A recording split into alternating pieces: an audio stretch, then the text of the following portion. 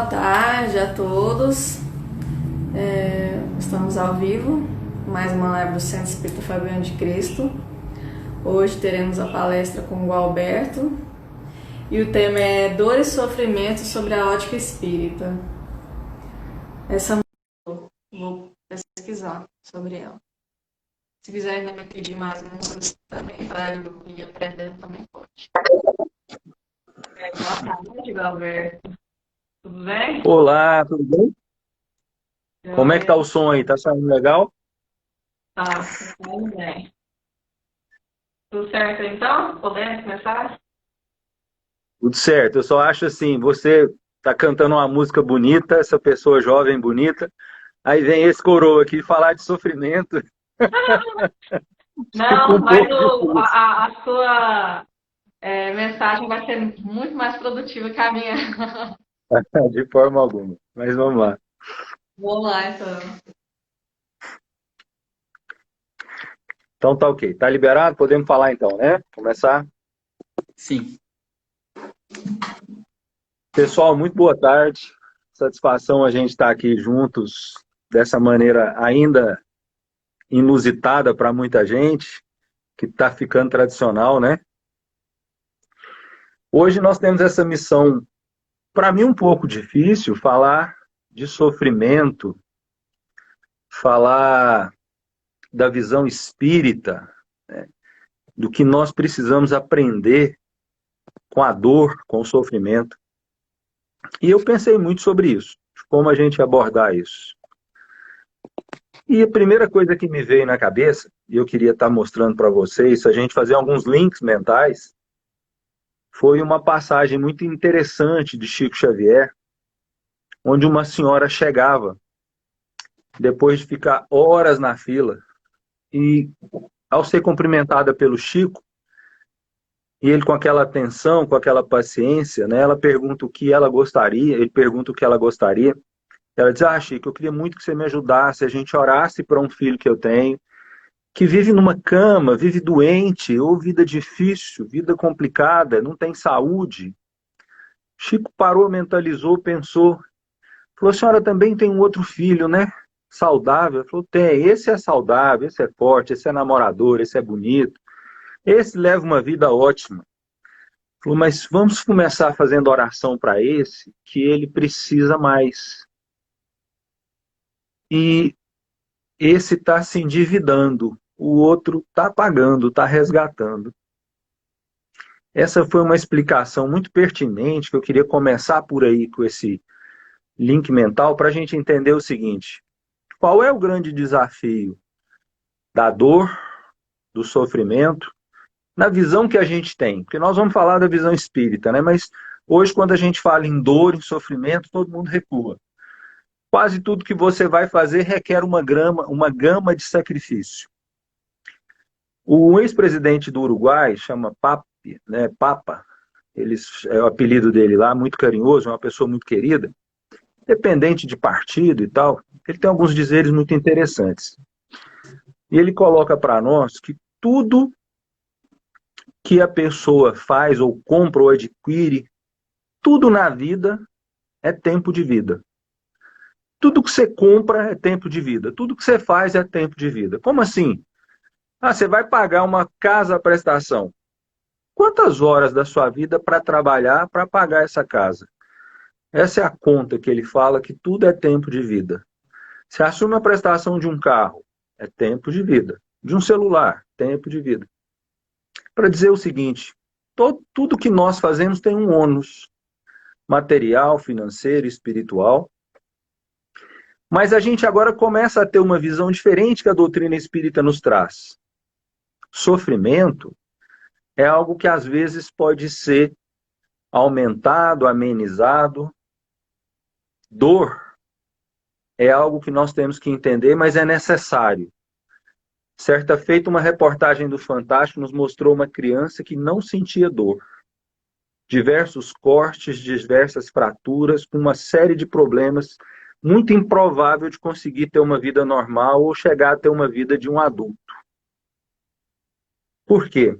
Porque a dor nos dá parâmetro para o que queima, para o que deve ser feito, para o que não deve, para o limite da gente fazer, até onde a gente pode se esforçar. A dor é um limite, é um parâmetro.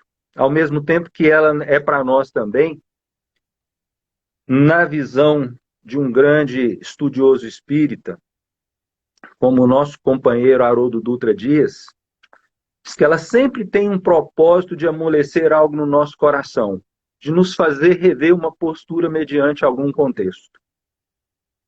Então a dor, e muitas literaturas, né, muita literatura espírita apresenta essa versão que eu vou citar, a dor é uma alavanca que nos arranca da zona de conforto e nos faz perceber as necessidades de mudança, de sair dali. Então eu estou puxando uns links, né? Estou trazendo uns links. O que é então a dor e o sofrimento na visão do mundo versus a visão espírita?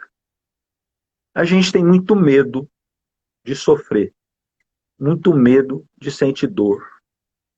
Algumas pessoas têm alguns medos assim um pouco mais acentuados, de envelhecer sozinhas, de não ter ninguém para compartilhar, de precisar de alguém para ser cuidado numa cama. De qual será o nosso caminho?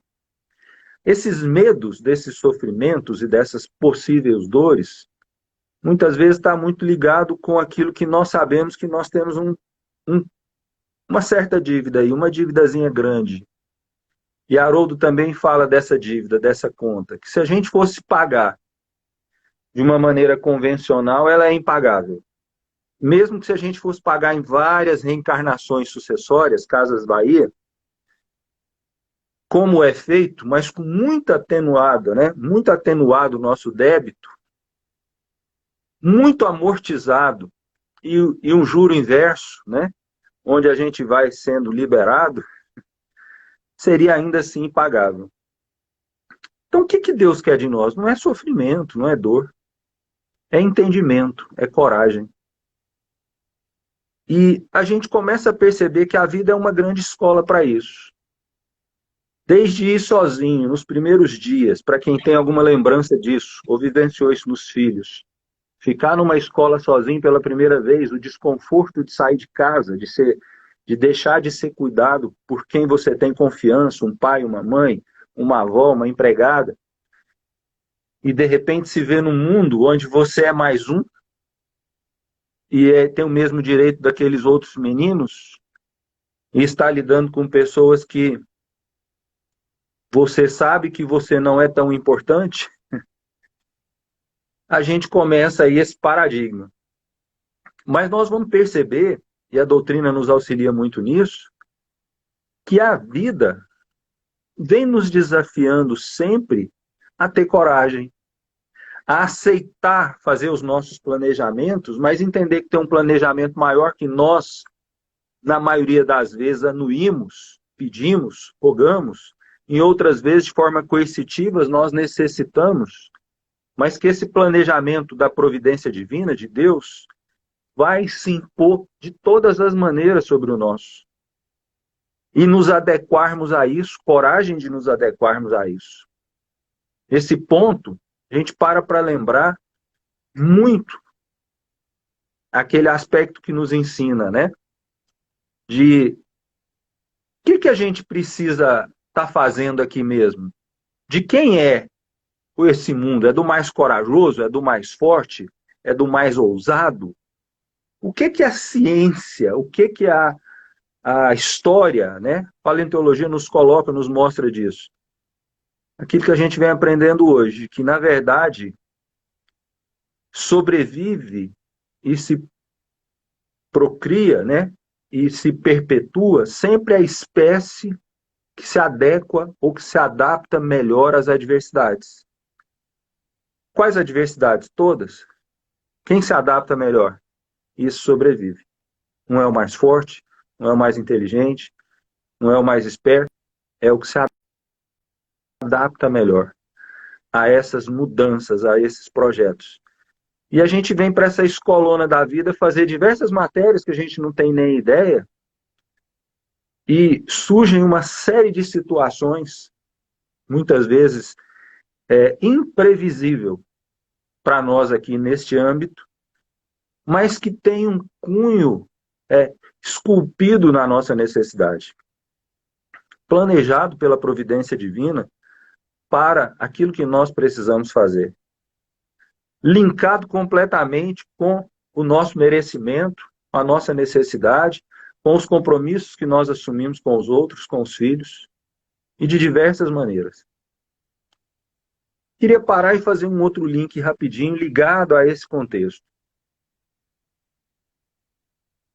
O Evangelho nos coloca aqui, e eu sem citar o que, todo mundo vai saber aí que dá uma estudadinha no Evangelho. A dor é uma bênção que Deus envia aos seus eleitos. Não vos aflijais, pois, quando sofreres, mas bendizei, ao contrário, Deus Todo-Poderoso, que vos marcou pela dor neste mundo para a glória no céu. Interessante isso, né? Nos marcou para a dor neste mundo. E aqui ele pode dizer, né? E aí nós vamos saber do que nós estamos falando, no item que fala sobre a paciência. Ele ainda diz que a dor, ou que a paciência, né? Muitas vezes é mil nadas, que são alfinetadas de agulha que acabam por ferir. E às vezes são dores muito intensas, muito assíduas. Perdão. Então, quando nos falaram para falar de dor, eu parei e imaginei. De que dores nós podemos falar? Dessa dor de, às vezes, se sentir sozinho, uma saudade que nos desmonta, ainda jovens ou crianças, como algumas têm isso, eu tive. E de sentir uma saudade imensa sem saber de onde. A gente podia falar das dores físicas, de alguns problemas. Nós poderíamos falar da dor e do sofrimento de ver as pessoas que nós amamos, como os pais, como os avós, se separarem, sofrerem, se desesperarem. Nós poderíamos falar das dores de alguma traição, de um amigo, de um roubo, de um furto, de uma grande perda na parte material, de uma falência. E nós poderíamos falar de tudo isso. Nós poderíamos falar de uma dor de uma separação, de uma família de 20, 30 anos de convivência. Nós poderíamos falar da dor de ver um ente querido como um filho, que nós amamos, e que partiu. Nós poderíamos falar da dor dessa saudade. Nós poderíamos falar de filhos que às vezes não nos compreendem e rompem um relacionamento conosco. Por mais que nós nos julgamos habilitados a ter feito o que devíamos, não. Nós podemos falar desse aprendizado à estrita maneira da necessidade de cada um. E ao mesmo tempo da gente parar de olhar para o que é dor e desafio, que tem a necessidade de nos transformar para nos dar coragem, nos dar fé, nos mostrar que nós podemos mudar, que nós somos eternos, e começar a compreender que a gente tem que desmistificar e perder o medo disso. Tive a oportunidade de fazer um curso de pós-graduação, junto com o curso de liderança, que os últimos módulos foram no Chile. E foi uma aventura que até hoje me marcou, né? Ficar acampado na beira da Cordilheira dos Andes, num frio grande, tomando um banho num riacho que estava 2 graus, passando muitas vezes a madrugada a -5, -7, com uma alimentação diferenciada, regrada, com esforços físicos, mentais, com uma coisa mística. E o que eles chamavam lá de mestre, ele tinha uma frase que um dia eu tive que ver aplicada. Ele falava assim, que a ação supera o medo. E eu citei isso por um tempo, especialmente para os meus filhos. A ação supera o medo. A gente começa a ter medo de algo que pode acontecer, de algo que a gente está na iminência de se acontecer, nós não saberíamos o que fazer, sofreríamos. E então ele vem com essa frase dizendo assim, olha, a ação cura o medo, porque você vai e age, passou o medo. ainda que ocorra algo bom ou algo ruim, passou o medo do que vem, porque já veio. E certa feita, nas primeiras férias que eu tirei com o meu filho, pós a partida da minha filha, nós fomos ao Rio de Janeiro e foi muito agradável. Passamos uma noite conhecendo, saímos para jantar, passeamos e fomos convidados para conhecer um ensaio numa quadra de uma escola de samba e nós dois fomos juntos. E saímos de lá amanhecendo e foi muito animado e conhecemos muita gente e vimos, né? E ele, pai, não vamos pro hotel não, que você tem que me levar ali que eu vou pular de asa delta. Falei, puxa, eu tinha desentendido com a minha filha nas férias passadas porque era para ela não fazer isso. Ele falou, pai, já paguei, já fiz, você não vai falar nada, vai me levar lá e eu tô precisando que você me leva lá. Eu falei, eu tô tão cansado e eu fico tão receoso de te ver que eu queria pagar um Uber, você pegar o carro. Não, faço questão que o senhor me leve. Chegando lá, achei que ia chegar lá embaixo e ver, pular, não, pai, vamos lá em cima. E só o carro dos instrutores leva, sobe, já estava tudo certo, é caro. E agendado, e subimos com esse instrutor e olhamos. E eu sei que a hora que a gente chegou naquele lugar que olhou, que eu via o Rio de Janeiro de baixo e via a rampa que desce, e ela é muito inclinada. Minha primeira reação, como de todo mundo que chega, é pôr as mãos no chão, para ficar tipo de gatão ao contrário, assim, com medo. Porque a impressão que você vai cair naquilo ali é um despenhadeiro sem fim, né? Não dá para ver embaixo. E ele também se impactou com aquilo, mais alguns que chegaram e foi pôr na roupa. E tinha uma moça que estava para pular primeiro e a mãe tentando convencer a moça de não ir. E a gente chega lá e entra num estado assim, os instrutores estão preparados, mas todo mundo que chega entra num estado um pouco de choque. E meu filho, que é muito corajoso, muito forte, ele dizia assim, o pai, eu não sei se eu vou não. Falei, tudo bem. Ele falou, e não adianta se eu brigar não, que eu sei que é caro e tal, mas eu não sei se eu vou não. Meio irritadiço. Falei, tudo bem. E a moça, ao contrário, falava para a mãe, mãe, eu vou, não preocupa. Mãe, fica tranquilo, a gente sabe que se tiver que acontecer alguma coisa, vai acontecer, mãe.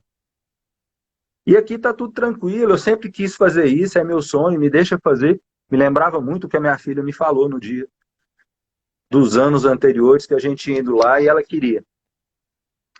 E essa moça estava com uma coragem tão irritante, mediante todos, meu filho e os outros rapazes que estavam lá, que ela falou, mãe, não preocupe, eu vou, você sabe, nós acreditamos que se não tiver na hora, não é, nós somos espírita. E eu ri e falei, vixe. E quando eu ri, o meu filho olhou para mim e falou assim, ah, é pai, você fala sempre que a ação cura o medo, você diz que não tem medo, então por que você não pula? Falei, uai, primeiro eu não vim aqui para fazer isso, né? Não é meu sonho, não é. Segundo, eu não me organizei, não paguei. Não... O instrutor falou, não, já teve 2 desistências, normalmente tem que pagar antes, mas o senhor pode pagar depois, eu estou aqui, tem do seu tamanho. O senhor não pode ser asa delta, porque o senhor é mais pesado, mas pode ser de parapente, que joga com paraquedas. Eu falei, não, mas eu não vim aqui para isso. Aí ele e os outros rapazes, ah, mas o senhor está aí da noite que não tem medo e tal. Então, assim, olha, e outro que eu nem conhecia virou e falou assim, se o senhor for, todo mundo vai. Eu falei, gente, eu não vim aqui para isso. Eu não vim aqui para pular de asa delta ou fazer isso aqui. Eu não estou dizendo que eu não tenha medo ou que eu tenha medo, eu não vim aqui para fazer isso. E o troço impactou em mim. Todo mundo, inclusive os instrutores, não, eu dou desconto, o senhor vai, que o senhor vai, que se o senhor for, todo mundo vai. E aí ele virou e falou assim, aí pai, você sempre disse para mim que a ação cura o medo? Falei, ai, ai, ai. De repente entrei num processo e num imbróglio que não tinha nada a ver com o meu propósito. E analisei muito rapidamente sobre essa questão e vi que eu estava com medo. E ao mesmo tempo impactado. Falei, eu vou testar isso. Falei, vamos, põe a roupa. E aí ele veio com todo aquele aparato, um paraquedas, e ele ia na frente, disse que jogava isso para o alto, e a gente tinha que confiar, né?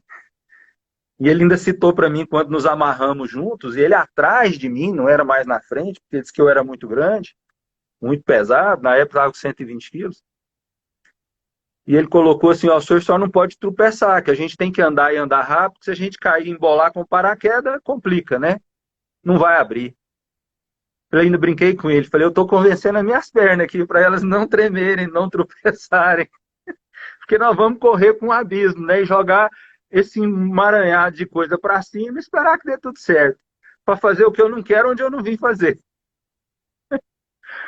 Mas eu quero contar para vocês, resumindo essa historinha, que quando a gente foi e pulou, e foi muito impactante, porque a gente cai em queda livre alguns metros, uns 10, 15 metros, até que aquilo se abre, dá uma pancada e você vê que está preso no ar, em nada. E naquele momento mágico de tudo isso que aconteceu, quando eu senti uma presença de alguém que a gente sabe de quem nós estamos falando, né? Uma pessoa que eu tinha discutido muito, que eu não queria que ela fosse, e eu cheguei a dizer para ela que ela não ia porque eu era o pai, ela era a filha, e que eu tinha medo que acontecesse algo. Então, quando eu joguei isso para cima e senti, eu senti a presença dela. Instintivamente, gritei o nome dela. Tatiane!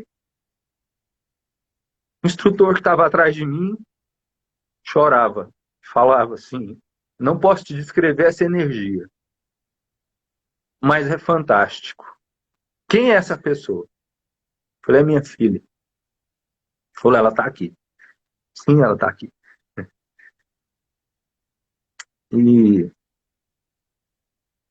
eu confirmei naquele dia que a ação cura o medo, eu confirmei que o medo é algo que se a gente deixar ele cresce, que se a gente afrontar e disser, e aí? Ah, mas eu vou desencarnar, mas e aí? Quem morre é corpo. Espírito não morre, não. E aí, não tem solução. Para Deus, tudo tem solução. Ah, mas eu estou enfrentando um problema imenso.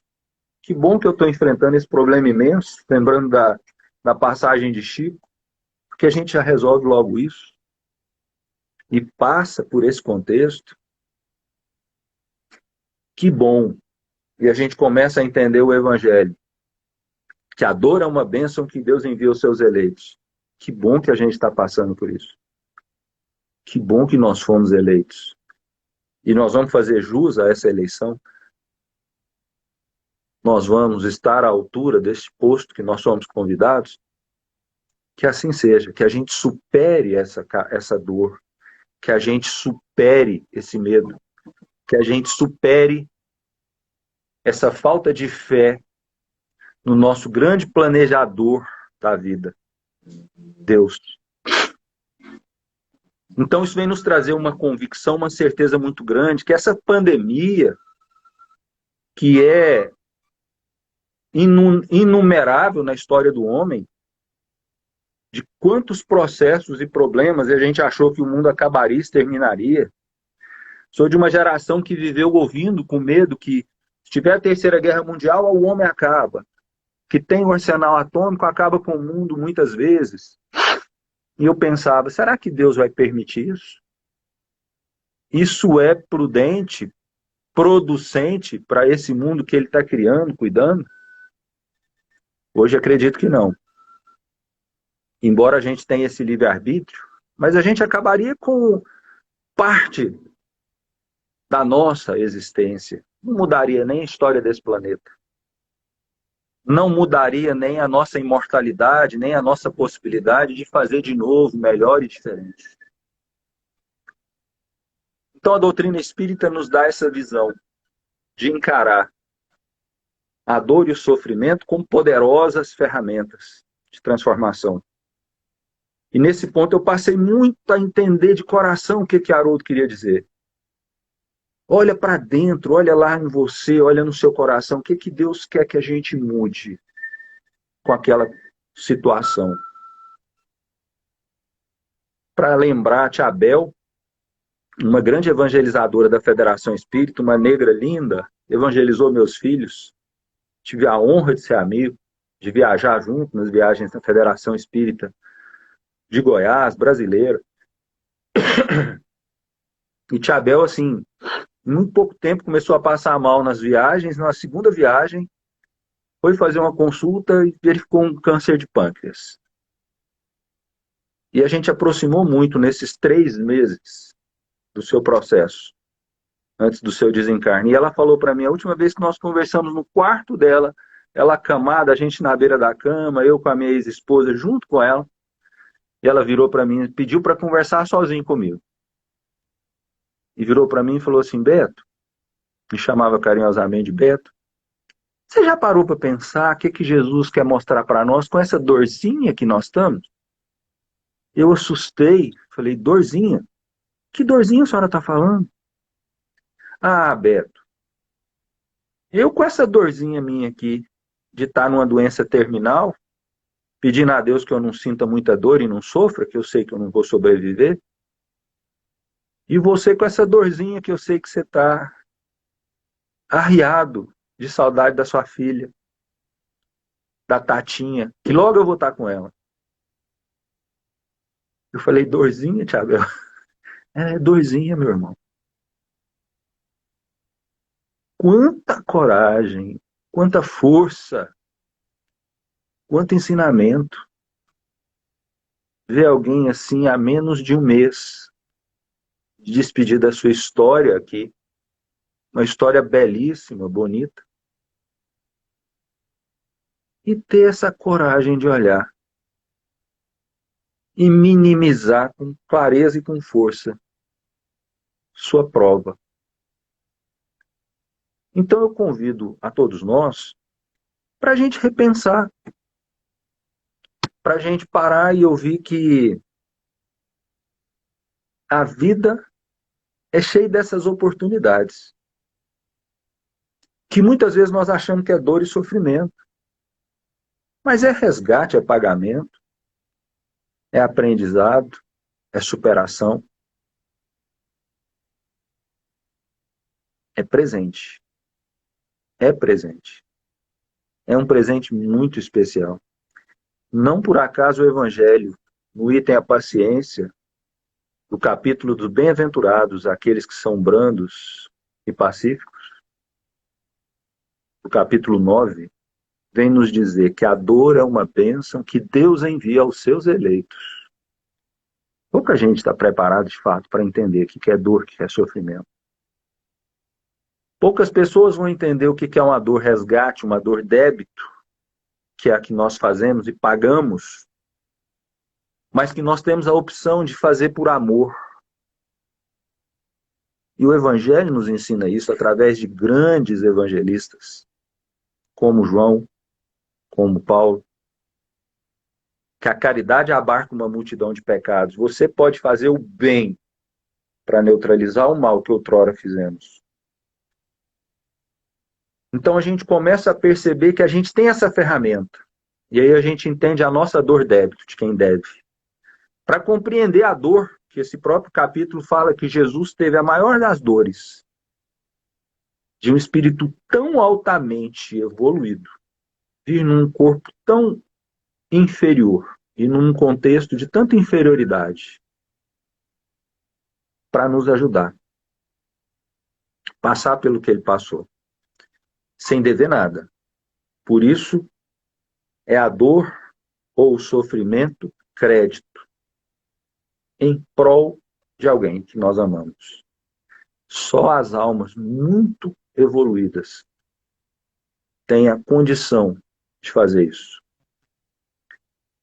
E que a gente começa a perceber isso na Terra, nos nossos, nas grandes mães que fazem isso por alguns filhos, como tem um livro tão bonito chamado Libertação, onde a gente vai ver Alcione sair de uma esfera muito elevada e rogar permissão e proteção para ir para zonas inferiores, para poder ajudar um filho. Então essa maravilha que a gente começa a perceber, chamada vida,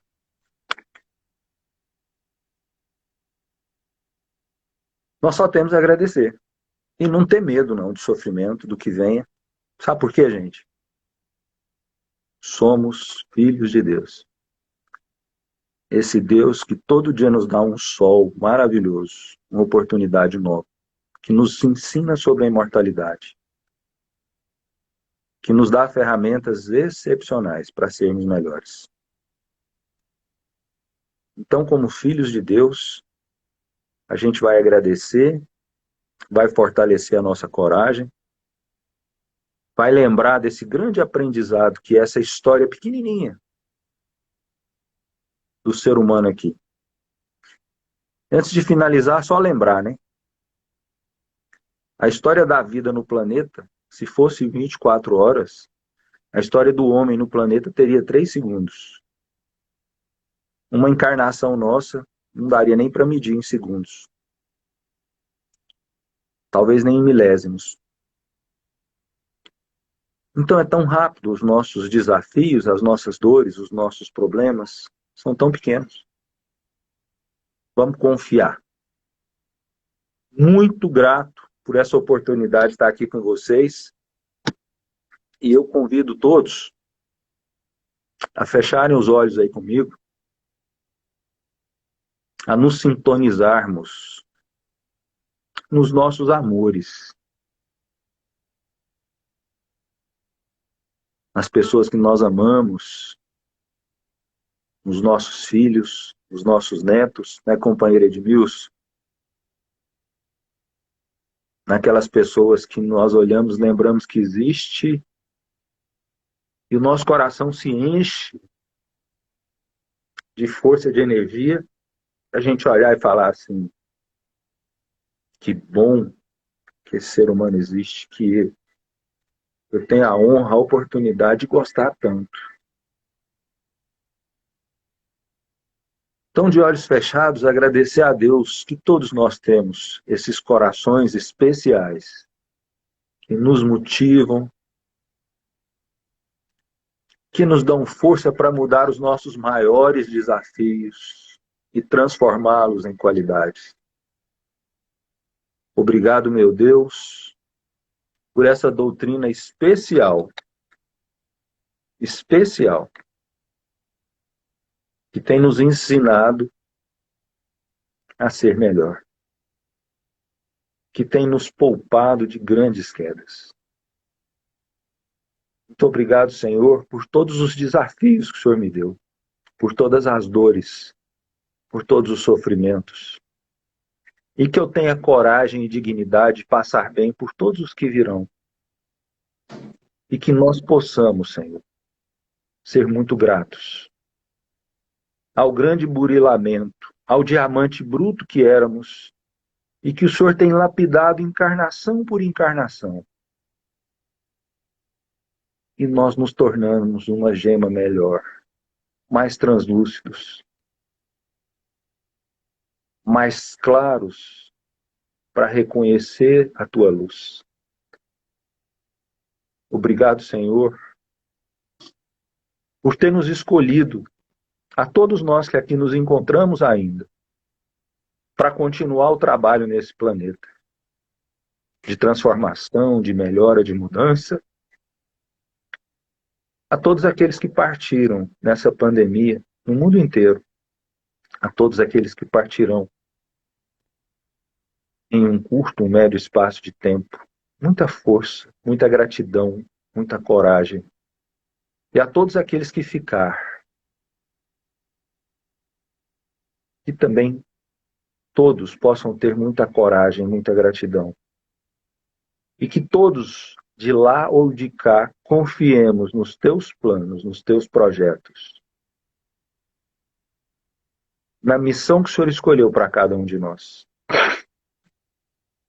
Com muita gratidão, agradeço a essa doutrina espírita, a esses ensinamentos, a esses espíritos maravilhosos, encarnados e desencarnados, seus trabalhadores, pela nossa melhora. Em teu nome agradecemos e encerramos este pequeno estudo sobre a dor e o sofrimento. Que assim seja. Muita paz. Assim seja. Obrigado, Alberto. Muito obrigado, a gente agradece. mais uma vez uma palestra com muita emoção, né? E todo mundo aqui, eu estou acompanhando os comentários, todo mundo aí elogiando e te agradecendo, tá? Então, uma boa tarde para você e para todo mundo que está acompanhando, que acompanhou essa live. Lembrando a todos que amanhã temos a aula de evangelização no canal do YouTube da evangelização infantil. E as outras lives do Centro Espírita continuam ocorrendo, né, na terça, na quarta, na quinta, e a gente vai postando a programação aqui no Instagram. Então, uma boa tarde a todos.